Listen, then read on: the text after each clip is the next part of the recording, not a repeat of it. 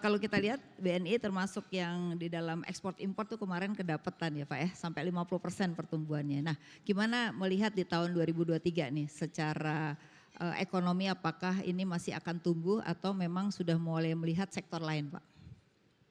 Makasih Bu Afi. Jadi kalau saya kembali lagi pertanyaan awalnya dulu Bu ya. Iya. Bahwa kami di BNI cukup yakin bahwa cukup optimis bahwa ekonomi tahun ini akan baik, akan bagus, tetap bagus. Walaupun memang kan tensinya masih ada. Tapi kalau dilihat sudah ada koreksi-koreksi di komoditi, minyak juga sudah mulai melandai, komoditi juga semakin menurun.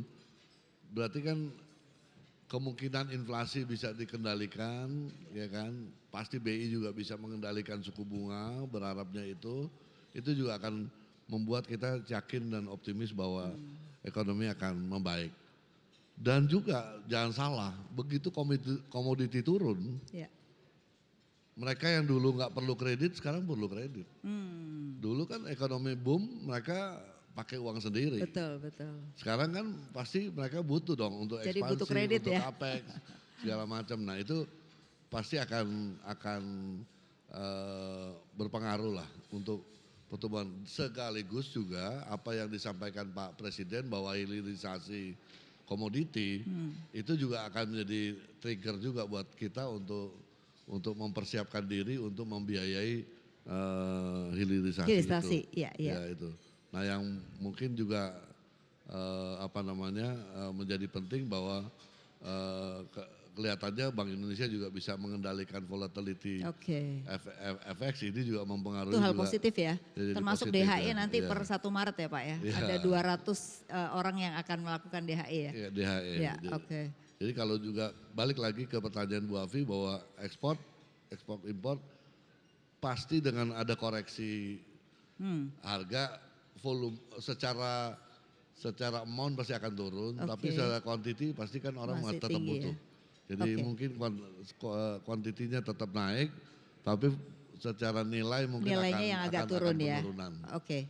Transaksi yang menarik kan di tahun lalu tuh ekspor importnya tumbuh sampai 50% ya Pak. Itu satu hal yang luar biasa karena memang kita tahun 2022 itu cukup besar justru ekspornya. Nah kemudian di tahun ini dengan tadi yang sudah Bapak sebutkan ada reopening dari China.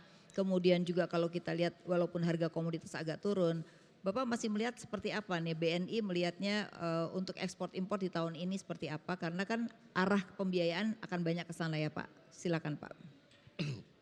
Memang BNI itu banyak fokus di ekspor impor tuh. Jadi Iya. memang ke depan kita masih cukup optimis dengan dengan program hilirisasi ini. Ya pertumbuhan ekspor memang luar biasa, terutama di nikel ya, Nikel, kemarin iya. dan besi ya, dan tumbuhnya luar biasa. Mungkin akan terjadi adjustment karena harga juga turun, tapi dorongan pemerintah untuk hilirisasi ini kan cukup kenceng ya. Iya, iya. Jadi saya cukup optimis bahwa para pengusaha juga akan berusaha semaksimal mungkin untuk bisa ekspor barang-barangnya, kalau enggak kan kena berhenti ekspor dengan barang raw materialnya dia. Jadi itu yang mungkin kalau ekspor import yang besar-besar itu. Nah kita juga punya program namanya Ekspora, yang itu membantu UMKM untuk ekspor platform itu, dan kita nggak gampang tapi berjalan cukup bagus. Jadi ada pendampingan gitu ya untuk eksportir Ya, yang kita baru-baru. pendampingan. Dan kita sekarang mulai fokus misalnya sekarang dengan bea cukai, dengan airline, kita coba bantu supaya bagaimana kemudahan-kemudahan kepada UMKM untuk ekspor itu bisa terjadi. Mereka banyak yang nggak tahu tuh kemudahan-kemudahan ekspor di mereka. Yang kedua juga kita juga akan coba, mungkin klasik lah, seorang sering bilang banyak restoran Indonesia di luar tapi bumbunya beda. Nah kita juga akan coba masuk ke sana, bagaimana menggarap industri ini, dan kita akan kasih kredit juga kalau yang mau buka restoran dengan bumbu juga di standarisir di sini, dan kita bantu dengan bea cukai, dengan airline untuk dorong supaya ada ini. Dan pertumbuhan mudah-mudahan itu ekspor. akan jadi apa ya? Awal yang baik untuk supaya kita bisa jadi makanan Indonesia lebih dikenal di Oke, jadi di kulineran luar. ya di luar ya Pak ya. Iya. Nah kalau dilihat dari tadi bicara tentang ekspor import, salah satu pengembangan ekspor itu kan berbasis hilirisasi Pak ya.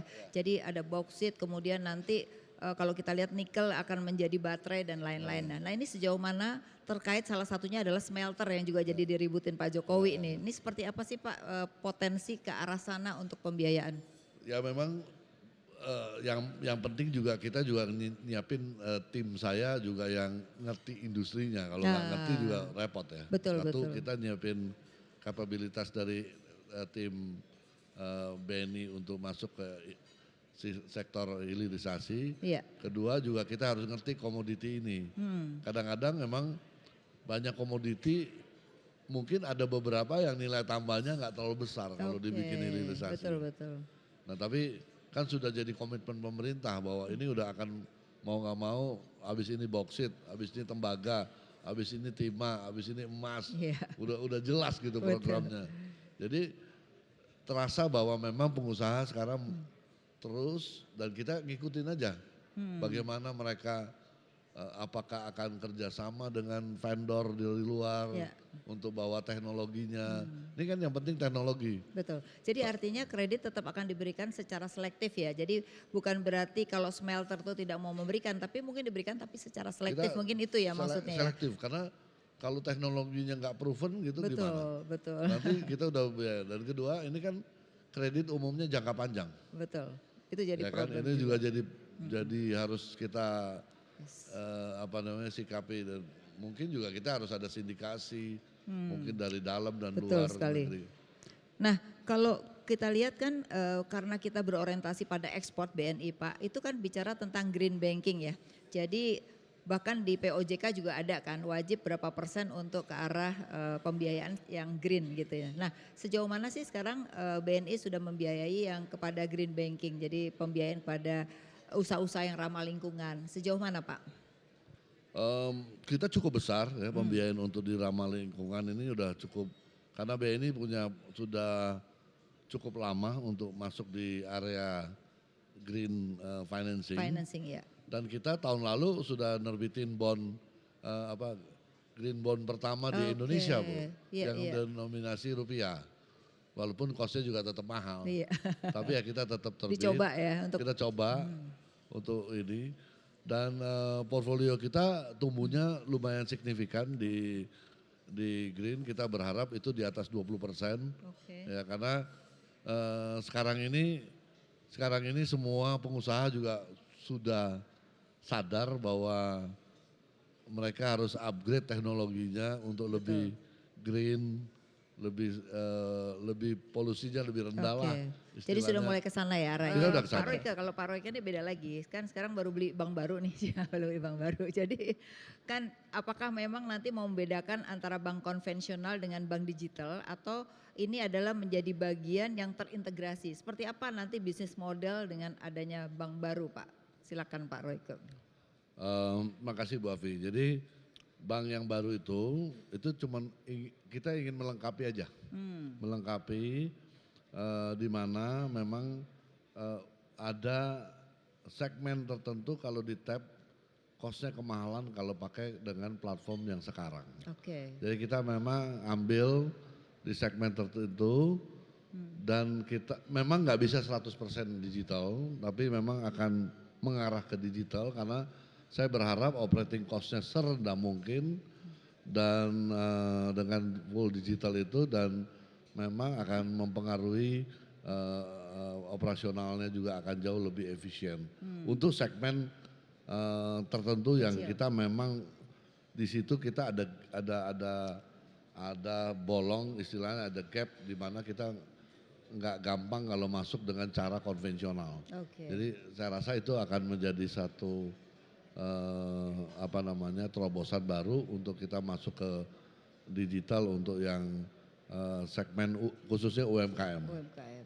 Aku nggak bilang UMKM-nya BRI ya, beda ya enggak, Pak? beda lah. Sesama Nanti himbara. kalau tidak saling mendahului lah. Iya, iya, iya. Ini ada segmen tertentu yang kita lihat bahwa mereka terlalu banyak dikerjain sama pihak-pihak tertentu Oke.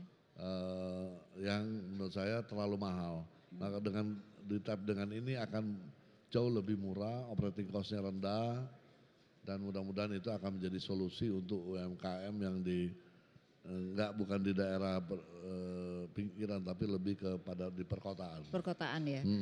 Terus gimana dengan BNI sendiri terkait dengan digitalisasi? Karena kan juga beda ya, kalau tadi kan main segmen tertentu, tapi di BNI sendiri seperti Nah, apa Pak? BNI digitalisasi shifting ke transaction banking. Oke. Jadi ini nggak mudah,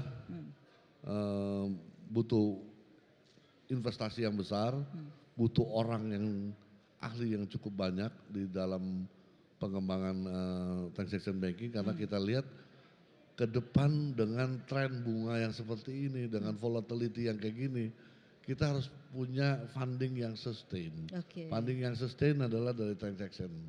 Nah ini juga nggak gampang, ngomongnya gampang tapi Prakteknya nggak gampang ya. prakteknya nggak gampang karena ini harus orkestranya harus sejalan gitu. Jadi dari platformnya, unitnya, jualannya, product knowledge-nya, use case-nya juga itu harus benar-benar berjalan seirama Seiring ya. supaya ini bisa berjalan. Dan sekarang memang mau nggak mau, Teller dulu 150 transaksi per day rata-rata, sekarang tinggal 60, 70. Betul. ATM udah tinggal 60%. Iya. Jadi emang mau nggak mau harus ada shifting. Iya. Nggak 100%, yang benar yang bionic sama hybrid, saya nggak tahu mau pakai apa ya. Pokoknya kurang Belum lebih kasih sama. nama, iya. Tapi tipe cabangnya sudah berubah. Iya. Dan sekarang kita misalnya ada beberapa cabang bahkan saya teller sama customer service saya umpatkan di belakang, yang di depan seolah-olah mesin semua. Padahal kita juga coba untuk mengedukasi ke nasabah.